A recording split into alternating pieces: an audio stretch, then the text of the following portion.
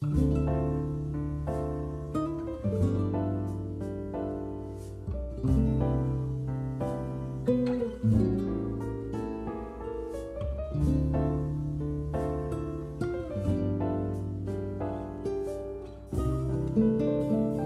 시절로 오세요.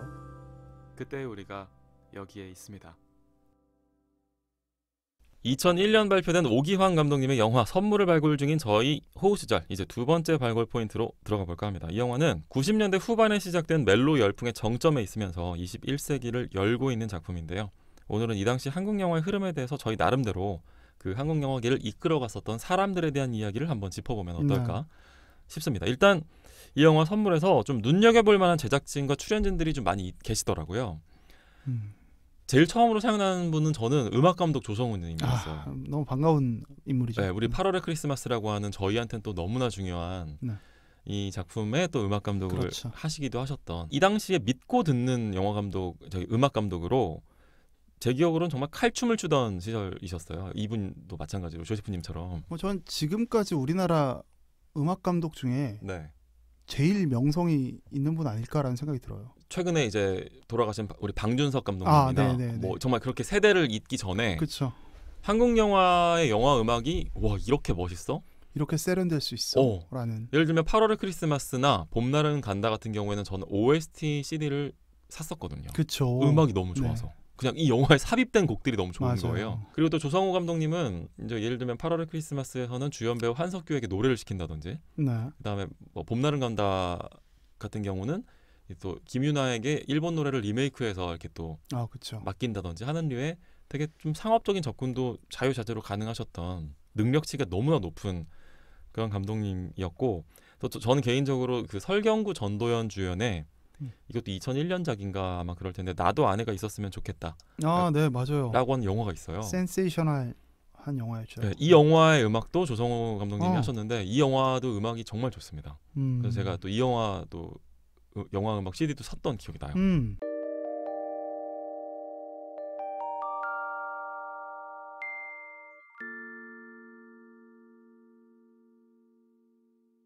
그리고 또 다른 출연진들도 보면은 뭐 이정재, 이영애 씨도 이제 이 당시의 관점으로 좀 한번 돌아보면 이정재 씨가 이제 1999년도에 태양은 없다에서 뭔가 좀 도약이 한번 있었고 이제 연기를 좀 해보려고 하는구나. 네, 맞아요. 2000년도에 개봉한 10월에라고 하는 작품에서 맞네요. 전지현 씨와 함께 멜로 연기를 시작했었고, 그리고 또 우리 심은하 선생님의 마지막 작품인 2000년작 인터뷰를 통해서도 멜로 연기를 보여준 적이 있습니다. 한마디로 점점 멜로 쪽으로 지평을 넓히고 있던 시기고, 심은하 씨의 마지막 작품을 이정재 씨가 함께 했다는 것도 되게 재밌는 포인트더라고요. 그러네요, 진짜. 네. 한편 이영애 씨를 보면 이영애 씨는 또 사실 이렇게 정연이라고 하는 그냥 순애보적인 가치관에 희생되기에는 너무 아까운 커리어였어요. 2000년도에 공동경비구역 JSA를 통해서 엄청난 대박을 터뜨린 엄청난 히트였죠. 그런 박찬욱 감독의 작품이었죠. 그리고 또 이 저희가 말씀드리고 있는 이 선물하고 같은 해에 개봉한 영화가 봄날은 간다예요. 우리가 이미 했죠. 네. 역시 작년 봄에 엄청난 도약이 있었던 작품이고, 또 이영애 씨가 이때만 하더라도 드라마를 많이 찍으셨어요. 맞아요. SBS 드라마 불꽃이라는 작품도 진짜 예뻤어. 2000년 초반에 출연하신 작품인데 이게 이제 김수현 작가님 작품이었습니다. 보셨나요 혹시? 본 것 같아요. 차인표 씨 나오는 맞아요, 맞습니다. 역시. 그러니까 이영애 씨는 이미 톱스타의 반열에 들어가 있는 상태에서 찍은 작품이었던 거고요. 선물이라는 이 작품에 대해서 저희가 모든 맥락을 다 기억하지는 못해도 상당히 아마 그 당시에도 주목을 받았을 거예요. 주목받았던 작품이죠. 그리고 막 개그맨들도 카메오로 장등 나와서 보시면은 뭐 이수근 씨라든지, 김병만 씨라든지, 백재현 씨라든지 이런 분들, 김수로 씨라든지. 이런 분들이 이제 홍석천, 이문식 다 맞아요. 권혜여 씨, 물론 권혜여 씨는 이 당시엔 되게 인지도가 있는 배우셨고, 또 뭐 김태희 씨가 이제 그 이영애 씨 아역으로 나오는. 사실 이 영화의 제목이 선물이 마치 약속된 것처럼, 예정된 약속처럼 지금 이 시대의 관점에선 정말 선물 같은 엔터테이너들이 발굴된 작품이죠. 맞아요. 거기서 카메오로 나오는 배우들이 진짜 엄청난 스타들이 됐고요. 동시에 여기 이제 공형진 씨가 나오잖아요. 맞아요. 조연으로. 정용기와 함께 콤비를 이루어 개그맨 양철수 역할로 나오죠. 이제 공형진 씨가 2000년대 최고의 조연 배우로 활약을 하는데 선물, 또 저희가 파이란. 한번 했었던 파이란이나 뭐 그다음에 뭐 연애시대라는 드라마나 이런 데서 아주 혁혁한 활동을 그쵸. 하거든요. 근데 여기서 되게 재밌는 건 90년대 최고의 조연 배우는 권혜요였다는 거예요. 조연 배우의 즉 어떤 감초 연기의 바톤 터치다. 제보. 너무 좋습니다. 이렇게 느낄 수 있는 거예요. 그러니까 그 세대 교체와 새로운 세대 부상이 그렇죠. 이 영화 한 작품 안에도 많이 들어가 있어요. 다 있어요. 이영애 씨에서 김태희 씨로 바뀌어가는 거. 다 있어요 여기 안에. 정말 선물이라니까. 배우들이 선물이에요 사실은. 정말 그렇네 진짜. 진짜 이거는 정말 좋은. 그래서 선물은 맞아요. 제목은 맞습니다. 그러니까 이 영화가 진짜 너무 좋은 아카이브인 거야. 네. 이 안에 세대 교체의 그 현황이 들어가 있네요. 보긴 봐야겠다 그러면. 진짜 한번 보세요. 진짜 이 영화 한번 보세요. 저희 이런 식으로 저희의 입장이 바뀌는 게 더 진정성이 있지 않을까? 네.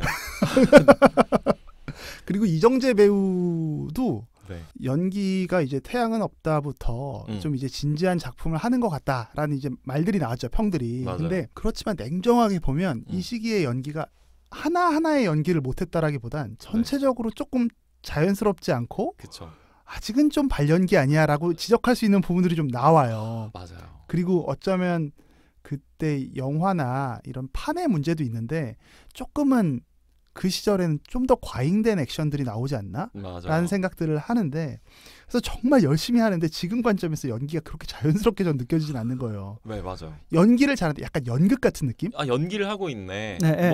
뭔가 자기적이다. 좀 극화된 느낌이 좀 있는데 근데 이영애는 그런 거 잘 없는 것 같은데. 그쵸. 이정재가 좀 그래. 이영애가 진짜 좋은 배우인 거예요. 생각해보면.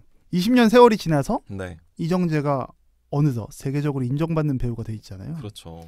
그러니까 이정재가 보여준 게 정말 성실한 열심이 아니었나. 작품 진짜 많이 하셨더라고요. 계속 쉬지 않고 했고 맞아요. 정말 열심히나 성실히 한다는 게 얼마나 큰 가치인가를 이정재를 통해서 다시 한번 생각하게 돼요. 그러니까 이정재가 배우로서 재능이 있었다.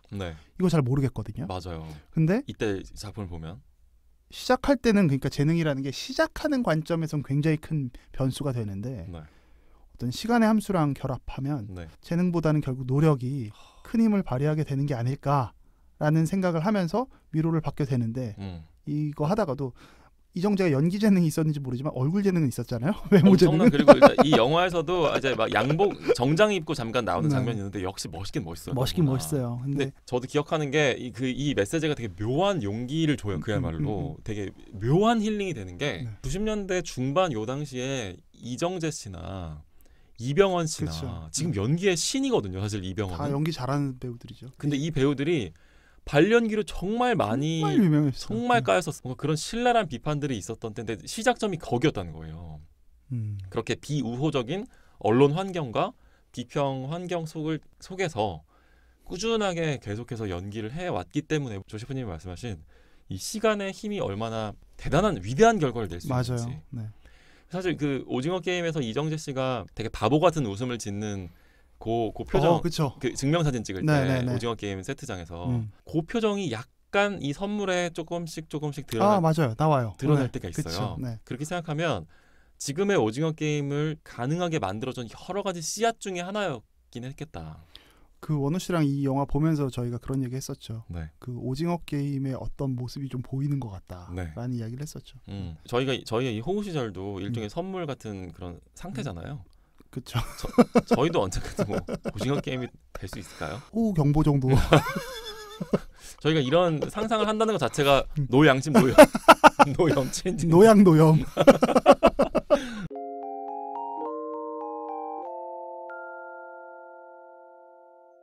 여기 제작진 중에 또 굉장히 익숙한 이름이 한 명 나옵니다. 누구죠? 강우석이라는 분이 나와요. 맞아요. 사실은 이 모든 걸 가능하게 했었던 제작자, 사실은 이 영화 크레딧에서는 기획으로 이제 이름이 올라가신 분이 바로 강우석 감독님입니다. 이 시네마 서비스. 시네마 서비스.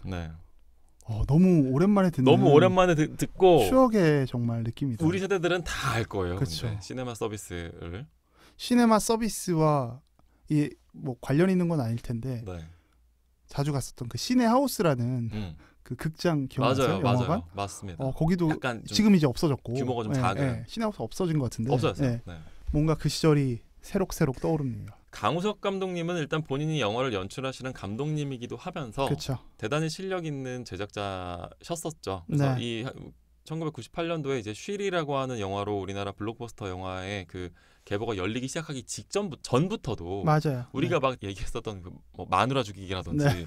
이런 작품을 제작하신 분이 네. 또 강우석 감독님이기도 해요. 그렇죠. 2001년 이때 당시에도 공공의 적 같은 영화를 연출을 하기 시작하셨고 또 무엇보다도 2003년도에 실미도라는 작품을 연출해서 네. 한국 영화 역사상 처음으로 1000만 관객이라고 하는 정말 비현실적으로 보이던 그 수치를 달성한 인물이 또 바로 강우석이기도 그쵸. 합니다. 이 강우석 감독님에게, 강우석 기획자에게 네. 영화 선물이라고 하는 존재는 마치 저희가 일전에 다뤘었던 8월의 크리스마스를 제작한 차승재 그렇죠. 사장님의 그런 작품이지 않을까 생각이 나죠. 좀 생각이 나더라고요. 강우석을 그러니까 이름을 아시는 분들은 네. 이 차승재라는 인물도 이름을 들어보신 분들은 뭔가 그 질감이 비슷하게 맞아요. 다가오는 부분이 있는 것 같아요. 네. 그래서 이 강우석 감독님 얘기를 한번 좀 해보면 어떨까 싶은 생각이 드는데 네. 마치 차승재에게 8월의 크리스마스가 있었듯이 네. 이 영화 선물은 강우석도 나도 뭔가 이 깊이도 있으면서 흥행도 할 수 있는 멜로 영화를 한편 도전했던 게 아닐까. 선물이 제작된 시기는 강우석 감독이 2002년도에 공공의 적, 2003년도 실미도를 이제 준비하기 시작할 무렵에 맞아요. 본인이 직접 연출한 건 아니지만 이제 제작을 하신 그렇죠. 그런 작품이거든요. 조지프님은 강우석 감독님은 혹시 어떻게 보세요? 강우석 감독 느낌은 네. 상업 영화의 끝판왕의 이미지가 좀 있는 것 같아요. 제 그쵸. 마음속에. 맞아요. 아마 관객들한테 많이 있을 거예요. 이건 제 개인적인 생각으로 일단 정리를 할게요. 제 개인적인 생각으로는 좀 후지고 약간... 후졌다라는 말을 오늘 많이 하네. 예. 좀 노골적이고 네. 좀 촌스럽고 좀 이런 느낌의 영화예요. 메시지를 전달하는 방식이나 때깔이나 이런 그렇죠. 것들이. 근데 그래서 제가 막 그렇게 막 좋아하진 않았거든요. 네. 강우석 감독의 영화를. 네. 근데 이번 선물을 보면서 이런저런 생각을 많이 하면서 봤는데 이 강우석이라는 인물이 보여준 궤적을 그냥 비판만 할 수 있을까? 다른 사람 판단하기 참 쉬운데 정확히 말하면 다른 사람을 판단하기 쉬운 게 아니라 순서가 바뀐 거예요. 참 쉽게 판단해버리고 싶은 마음인 게 아닐까.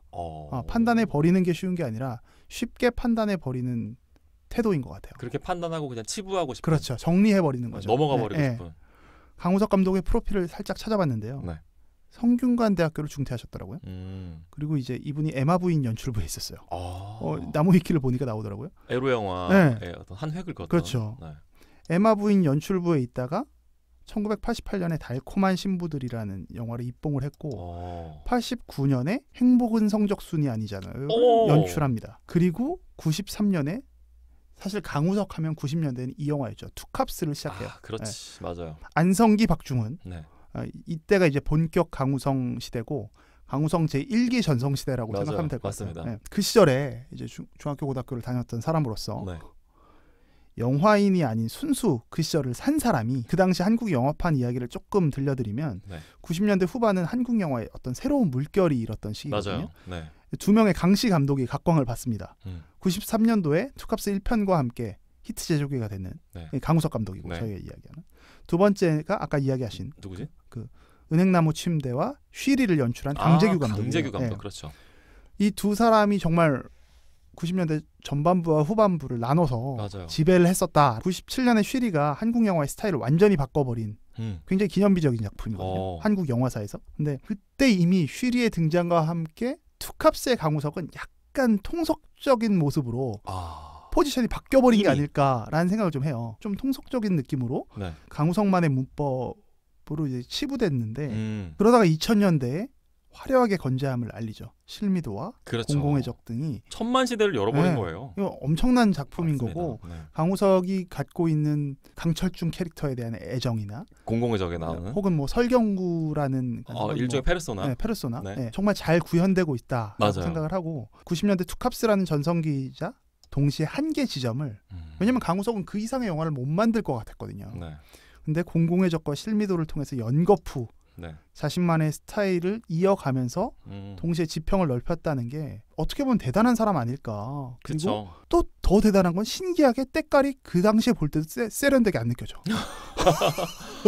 너무 신기하지 않아요? 그래서 지금 실미도를 다시 가끔씩 케이블에서 보면 정말 한 80년대 영화 같은 느낌이 드는 거예요. 영화가 재미없어서가 아니라 때깔이. 그러니까 그때 생각해보면 2003년도에 저도 그 영화를 극장에서 봤을 때 그때도 그렇게 세련된 느낌은 아니었어요. 맞아. 근데 예리하다. 강우석의 어떤 열정이 만들어낸 강우석만의 질감으로 해석할 수 있겠죠. 네. 저는 마치 언젠가 원우 씨가 김태원 그 부활의 김태원 씨를 얘기하면서 그냥 본인은 이런 음악을 계속 만들 거고 이런 음악이 지겨우면 다른 걸 들으시면 된다라고 했었던 그 맥락과 좀 비슷한 것 같아요.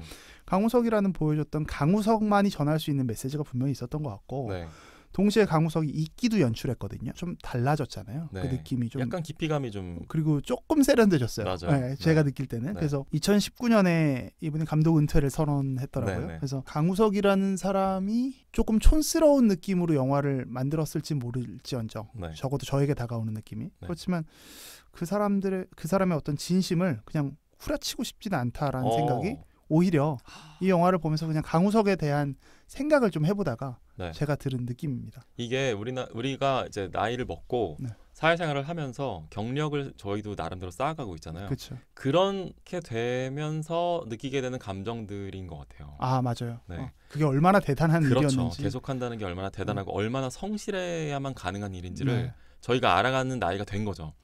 아까 김태원 얘기를 하셔서 되게 공감이 됐던 게 저는 강우석 감독님을 마치 음악 프로듀서로 비유하면 주영훈이나 저도 그 생각했어요. 윤일상이나 김창완 씨 같은 느낌이에요. 자신의 시대가 분명히 있었고 그때를 주름 잡았던 사람이에요. 맞아요. 근데 대중들의 반응을 근데 우선시하는 거였고 그 시대의 유행을 따라가는 거거든요.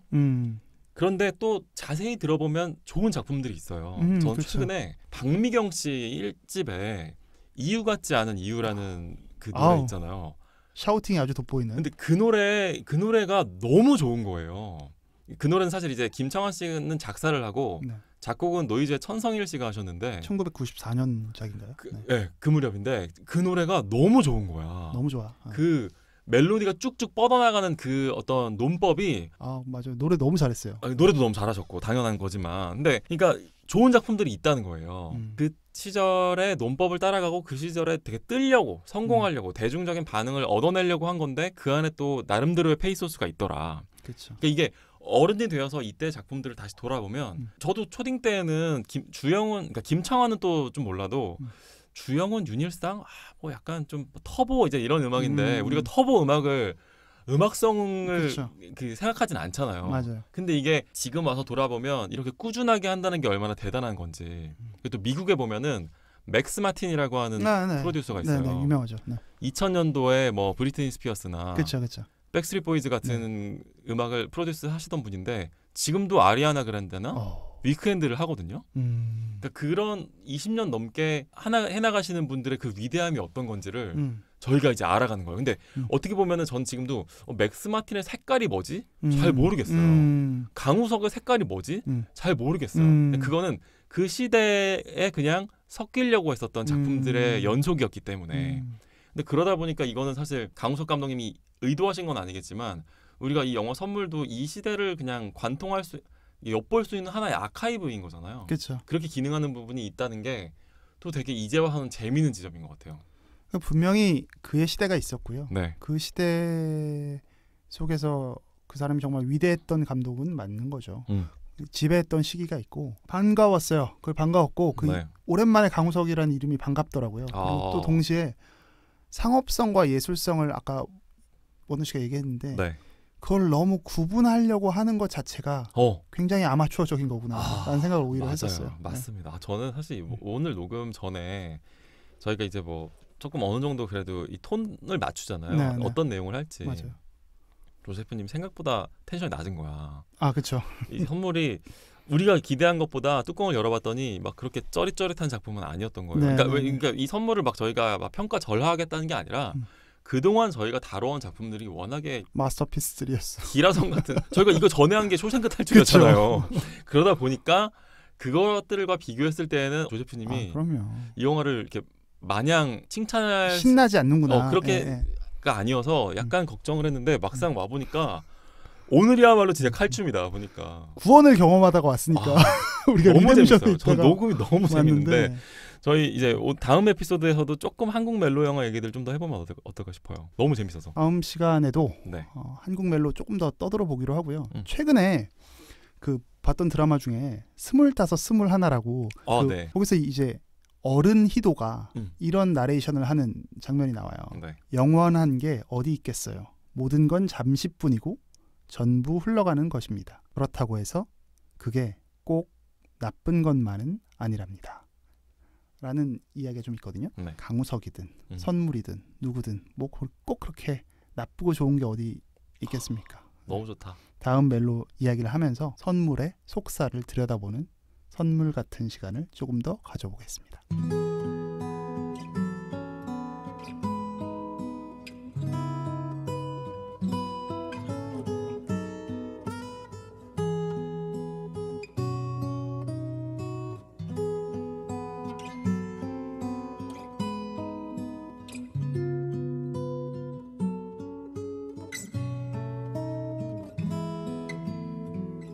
우리의 호우 시절